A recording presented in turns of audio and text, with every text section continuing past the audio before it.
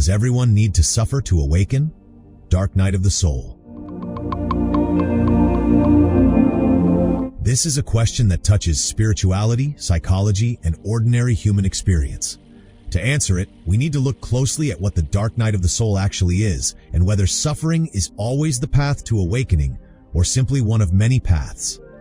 The term dark night of the soul describes a stage in spiritual development in which a person feels lost, empty, or disconnected from meaning.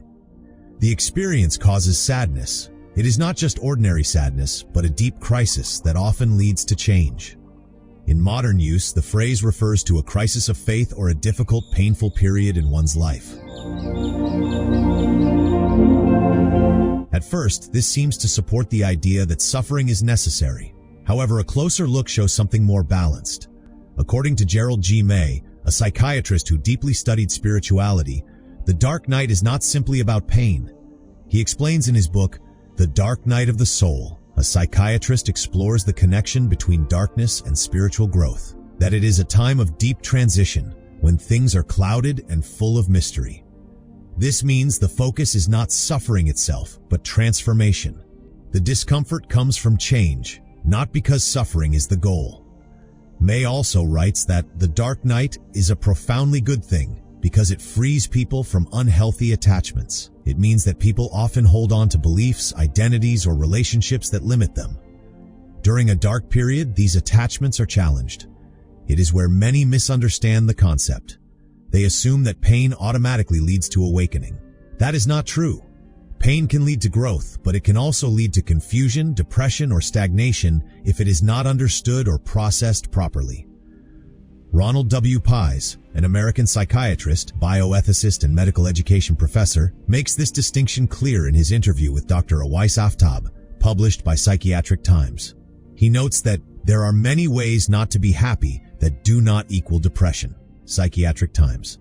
In other words, not every difficult emotional state is a spiritual transformation. Some experiences require psychological support, not spiritual interpretation. So does everyone need to suffer to awaken? The answer is no. Growth can happen in many ways. Some people awaken through reflection, learning, love, or gradual life experiences. Others go through intense challenges that force them to change. We need to know that the path is not the same for everyone. However, it is also true that discomfort often triggers awareness.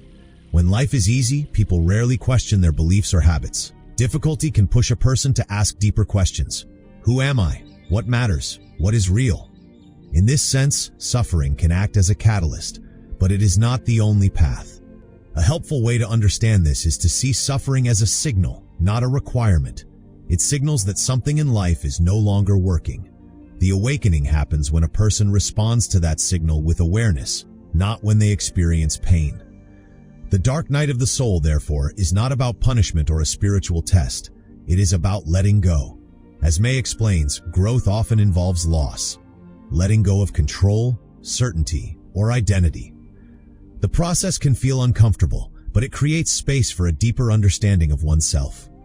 It is also important to say that not all suffering is meaningful. Suffering like trauma or mental illness should be taken seriously and treated with proper care. So suffering is not a requirement for awakening, but it can sometimes open the door to it. The dark night of the soul is a period of transition, not something that everyone must experience. What truly leads to awakening is not the suffering, but how a person responds to change and uncertainty.